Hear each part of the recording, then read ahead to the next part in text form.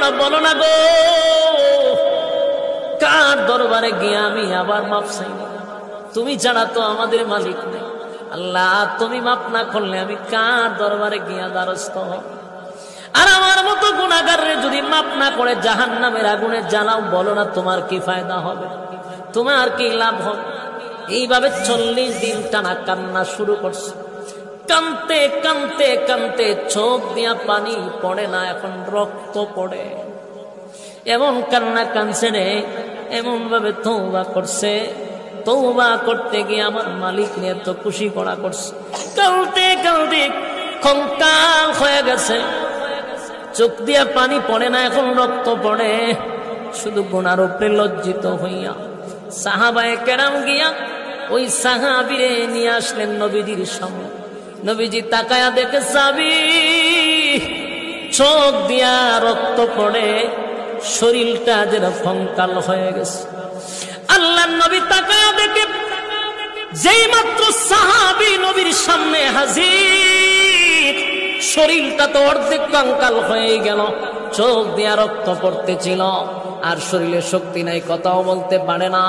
এমত অবস্থায় নবী তাকায়া দেখে তার পাশেই মালাকুল মউত আজরাইল দাঁড়ায় আছে। কি বুঝলেন?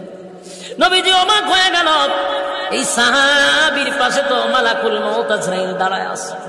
আল্লাহর নবী সাহাবীরে জড়ায়া ধইরা বলেন, সাহাবীরে, আমার আল্লাহ তোর প্রতি বড় খুশি।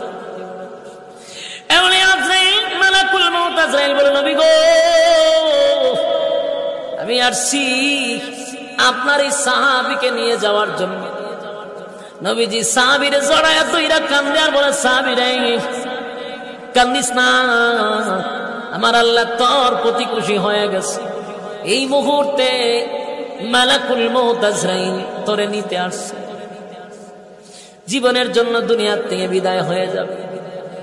ওই সাহাবীর মনের মধ্যে কষ্ট নাই, চিরদিনের জন্য দুনিয়া ছেড়ে চলে যাবে, কোনো কষ্ট নাই গো। শুধু নবীর দিকে মুস্কি হাসি দিয়া বলে, নবী গো, একটা বারের জন্য বলেন না আমার আল্লাহ কেমন মাফ করছে। সুবহানাল্লাহ, বাড়ি দিয়া বলে।